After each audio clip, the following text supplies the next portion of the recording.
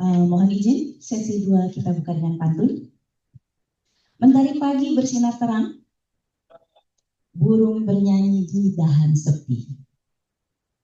Dari Bandung ke Tanjung Pinang, kami hadir untuk berbagi.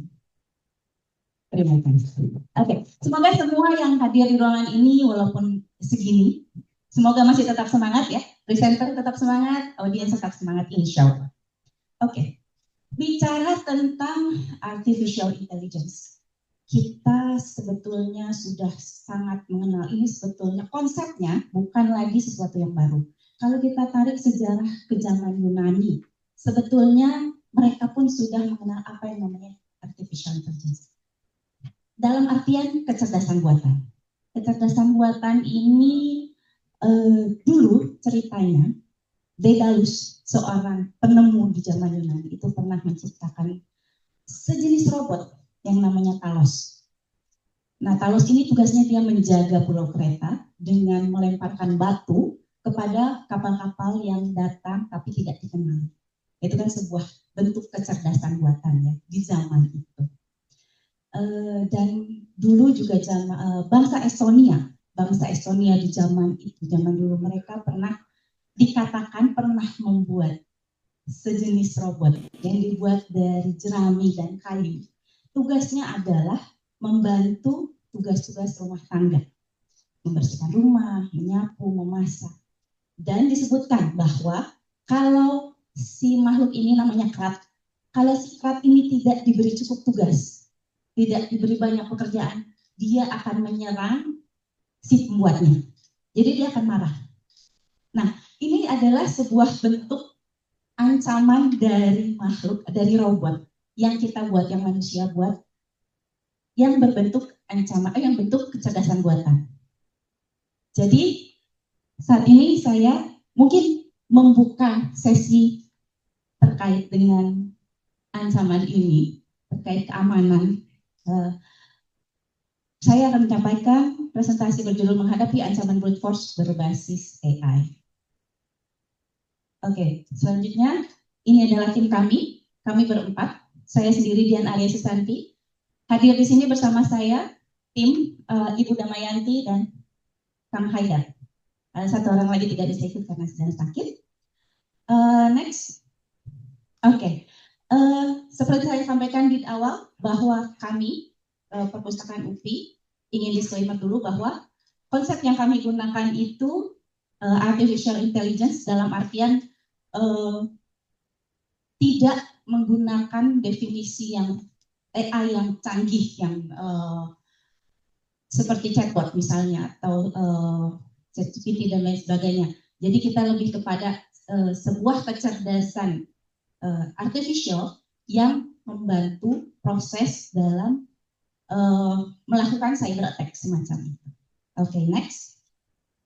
Latar belakang penelitian kami adalah sebuah kasus yang terjadi pada server repositori Universitas Pendidikan Indonesia. Jadi pada waktu itu memang kejadiannya kita tidak menduga bahwa itu akan terjadi, tapi ternyata ada keluhan dari pemustaka bahwa website kami, repositori kami tidak bisa diakses. Dan setelah kita cek di log, ternyata memang ada banyak serangan, ada banyak percobaan untuk masuk, untuk login ke repositori kita. Dan setelah dicek, ternyata dia berasal dari satu IP address yang sama. Dan serangannya luar biasa banyak. Dan itu tidak mungkin dilakukan secara manual, karena jumlah sampai 100 percobaan per menit. Tidak mungkin dilakukan oleh manusia. Maka kita tarik kesimpulan, ini pasti dilakukan dengan bantuan buat AI. Seperti itu. Bukan kami ya, tim IT. Kami hanya meneliti. Tim kami meneliti, tim IT yang melakukan. Oke. Tujuan, next. Tujuan penelitian kami tentunya kita mencoba untuk menganalisis karakteristik serangan brute force berbasis bot AI pada repositori UPI dan mengevaluasi efektivitas sistem keamanan dan respons yang dilakukan oleh tim ICT Perpustakaan UPI. Kita mulai dengan definisi. Definisi brute force attack itu kira-kira adalah serangan yang menyasar tutupan yang menyasar login form dan mengandalkan volume serta kecepatan. Jadi metode penyerangan cybernya itu dia mencoba segala kemungkinan, segala kombinasi yang tersedia, baik itu di sosial media, baik itu di email, dia akan mencoba menarik datanya dan mengumpulkan informasi tersebut untuk mencoba masuk, untuk mencoba login ke website. Lalu next, definisi bot AI seperti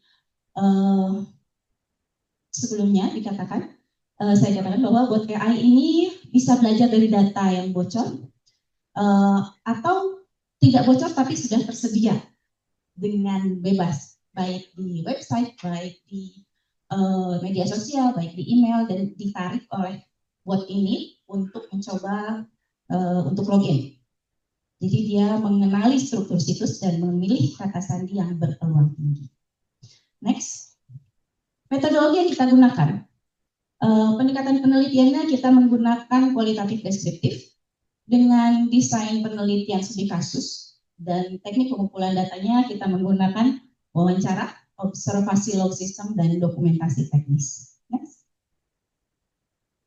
Selain itu, kita juga menggunakan model PIJERL dari Science Institute yang terdiri dari preparation atau persiapan, identification atau identifikasi serangan, containment, penahanan dampak, eradication, pembersihan serangan, recovery atau pemulihan sistem, dan lesson learned, evaluasi dan refleksi.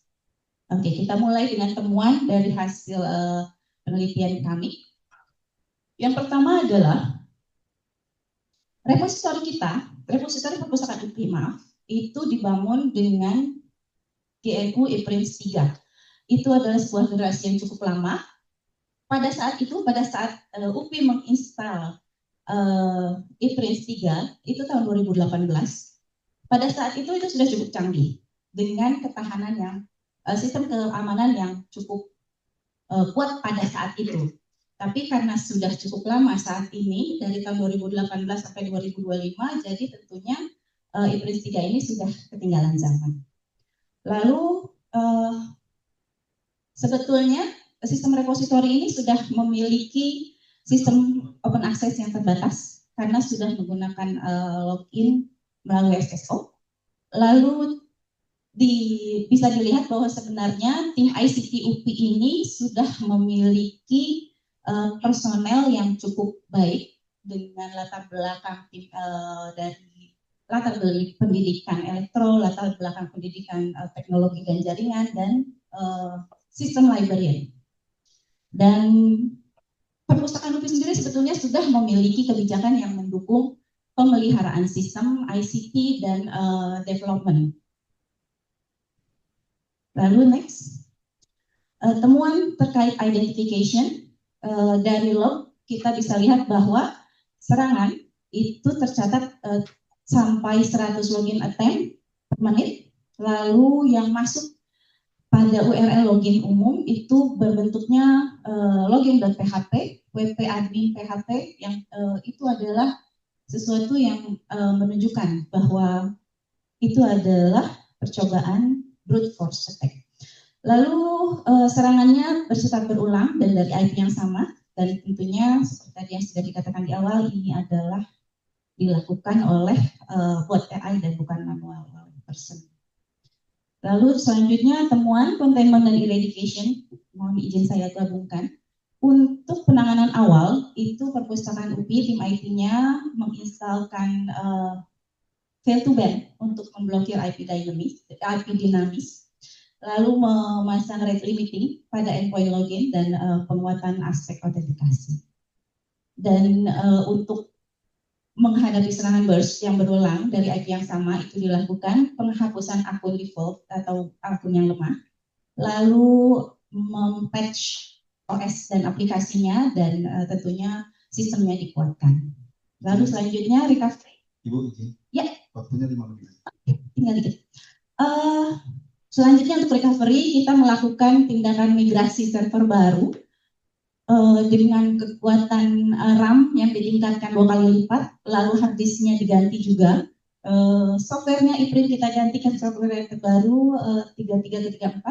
PHP-nya kita ganti juga ke versi 8 dan MySQL kita ganti ke versi 8. Itu kita harapkan bisa menjadikan sistem lebih stabil dan cepat.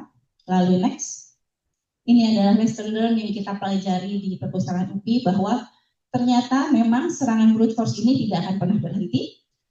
Serangan bot AI itu adalah serangan permanen. Jadi kita harus siap menghadapi serangan-serangan lanjutan.